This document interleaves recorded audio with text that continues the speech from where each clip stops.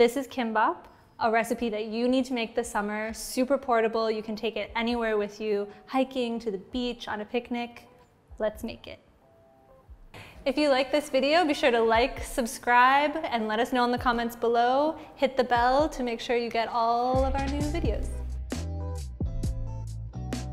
Hi, I'm Devin, and today I'm going to show you how to make Korean kimbap, which is a Korean rice roll, sort of like sushi, but it's not. You can fill it with all your favorite ingredients. I'm going to fill mine with a lot of summer vegetables, so it's just veggie version, and I'm using a short grain Japanese rice. Don't use jasmine or like basmati or any long grain rice because it just won't stick together and hold the kimbap together. So just put it in our pot, and I'm gonna rinse it. Run like cold water and swirl the rice around like this. And this is just releasing and rinsing off some of the starch on the outside of the rice. I will drain it and then do it again until it's much less cloudy. Rinse it again.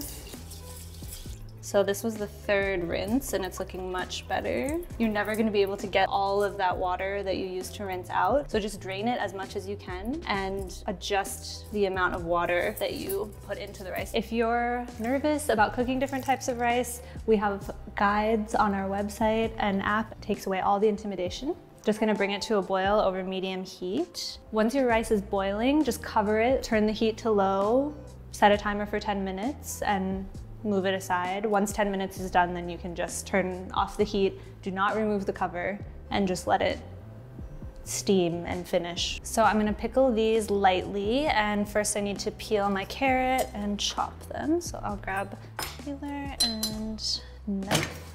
It's important to have everything in kind of long, thin pieces as much as possible. So I'm just gonna julienne both the carrot and the cucumber now. To julienne a carrot, you can just make really thin slices on the bias that are at an angle, like a coin. Push them together like this, and then you'll cut this way. Yeah, so that it looks like this. Yay! I will mince up garlic and ginger. Next, I just want to trim some of the ends off of these chives here, but they can remain nice and long, which makes them really nice for stacking into our kimbap. And now I'm going to prepare the Swiss chard. So I'm just going to remove the stems, and you can keep the leaves like this. Beautiful. Traditionally, it's spinach instead, but since summer is such a perfect time to use Swiss chard, I made this recipe with Swiss chard. Everything is prepped.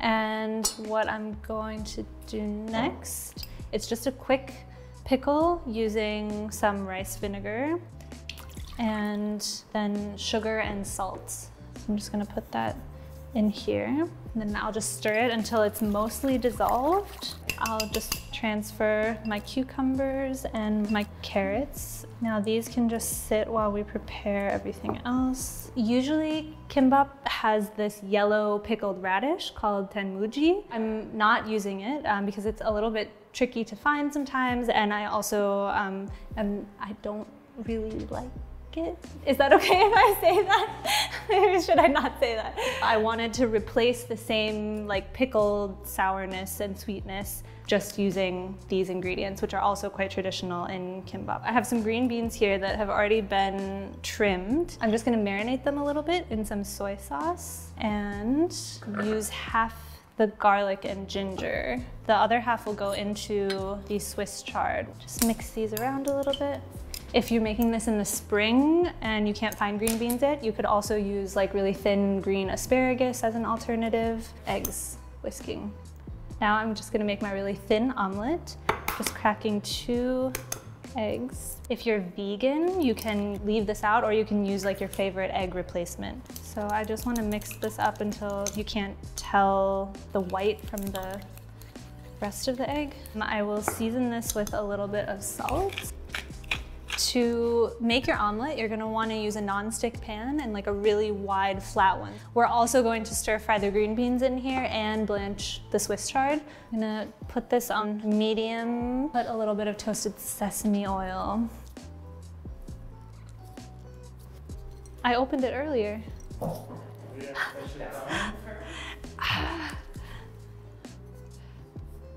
Did you open it too? Yeah. Go over there. I can't. What the? Should I get something to... I mean, I'm not doing anything. Okay, thanks, Eric. It's not my day. So we can't use this at all? I just want to experience the coffee. You want to experience? It's the magic bottle that will never open. And it's a screw action. Whoa! Wow, wait, so it's not... It's Thank not you, Patrick. just- Okay, so I will not put this lid back on. I feel like that's foreshadowing and then you knock it over. Just like a teaspoon. Eggs in here. And just tilt the pan. We'll let this cook until the bottom just sets and then we'll flip it over. So now you can see it's set. Just gonna loosen the edges a little bit and then we can flip it. You flip it with chopsticks? I mean, yeah. You can do anything with chopsticks. Crazy. Oh no. Okay, What? there we go. It wasn't super great on my part. Just gonna let it cook a little bit longer. Okay, this is perfect. Take it out and we will cut it into strips, like so. That looks gross, doesn't it? Next, I'm going to stir fry the green beans. And these only need to cook for a couple of minutes. I don't want to overcook them. I still want them to be sort of crisp, so 5 minutes. Of course, if you want to add beef, you can marinate it briefly like we did with the green beans, saute it, throw that in. The options are endless. I think these are done already. And I'm gonna just wipe out this pan. So I'm just gonna add some water to this pan so I can quickly blanch the Swiss chard. I want this to be simmering. It shouldn't take too long. It's like watching paint dry, but hotter. Now we're just gonna blanch this. And this will just take a couple of minutes. We just want this to be wilted and pretty soft. That sounds kind of nice. Like a bubbling stream in the mountains. So this is done. Rinse cold water on it. I just want it to be cool enough to handle because I'll squeeze out any extra liquid. Transfer it to a bowl. And you just don't want any liquid in that could leak out of your gimbap. So just squeeze. It's a good stress reliever. Now we can season this with a little bit toasted sesame oil. I will also put my leftover garlic and ginger in. Salt. All right, so all of the pieces of our kimbap are ready except for the rice. It's been resting and I'm just going to season it now. This is one big difference. Sushi usually uses vinegar for flavor, but here we're using toasted sesame oil. A little bit of salt. You don't want to break any of the rice, you just want to get it nicely tossed with the sesame oil. I think we're ready to roll. I am going to use this bamboo rolling mat that's also used for sushi. If you don't have one of these, you could use like a clean kitchen towel or a piece of parchment paper. So we need our nori. Always try to find one that says that it's roasted already because that's a better flavor and better to use here. This side is like really shiny and quite smooth, and then this side is mostly rough. You want to put the shiny side down because that's gonna be the outside of your kimbap. There's no need to prepare it in any other way. The first thing down will be my rice. Did you see that? Okay, sorry, I lost a baby little piece of rice, but it will be okay. Distribute the rice, but you want a third or like, what is this, like 2 inches at the top.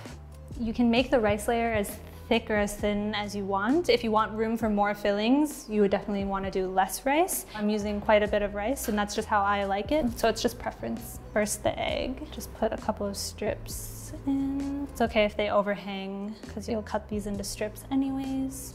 So I might just set these on the cutting board to drain a little bit. My green beans. See, this is why you want to have things in long strips so then you can easily place them. There's no right or wrong order to put your ingredients in and stack them. So just as long as the rice obviously comes first, yeah, feel free to break out and try different things. It's all good. As long as you don't overfill, you will be fine.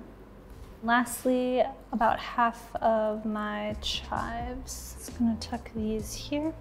To roll, you just wanna take the back edge with your thumb and then take your front fingers and hold the ingredients in place as you roll up. And then just hold it all, oops, move up.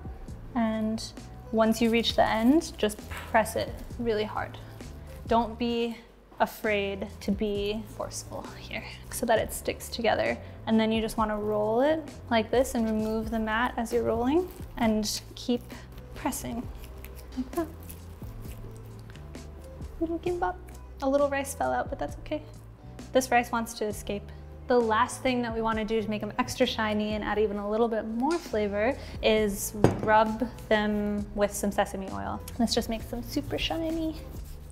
If you just wanted to eat it sort of like this, you can also do that, and you can just wrap them really tightly in like plastic wrap, or if you have the beeswax wrap, you can just wrap them super tightly and pack them like this. Otherwise, I would cut them and put them in a little lunchbox. I also rub the knife with a tiny bit of the sesame oil, and that just helps it slide through. So you want the slices to be quite thick, like 3/4 of an inch to an inch. So now when you cut it, you can see that it resembles sushi rolls. Gimbap, all of the flavor and everything you need is already inside, so you don't serve it with anything else. Sushi, you dip in soy sauce, you eat it with pickled ginger and wasabi. Gimbap, that is not necessary. Everything you need and want is in here. So I will just cut my other roll. Time to try the kimbap. It might seem like a big bite, and it is, but you just have to do it all in one bite.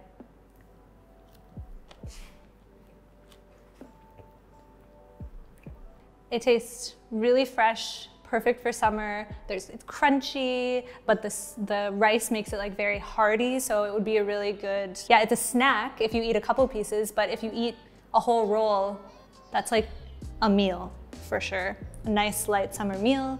And yeah, I really hope you make the kimbap and enjoy it.